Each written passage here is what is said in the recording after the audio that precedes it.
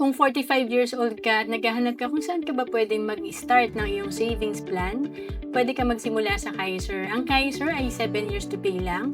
Halimbawa, ang iyong binabayaran sa Kaiser nasa 44,116 per year. Times 7 years, ang total investment mo sa Kaiser, 308,813. And ito ay pag nag-mature after 20 years, pag edad mo ng 65, kung nag-start ka at age of 45, ito ay nasa almost 875,000. At ang Kaiser ay good as cash after 20 years or kapag ito ay nag-mature na.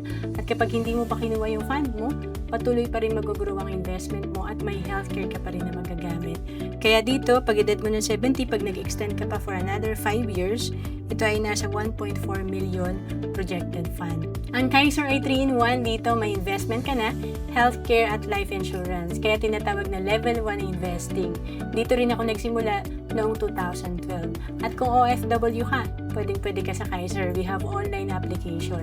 To know more about Kaiser, message mo lang ako sa FB, Roan Celis Capistrano.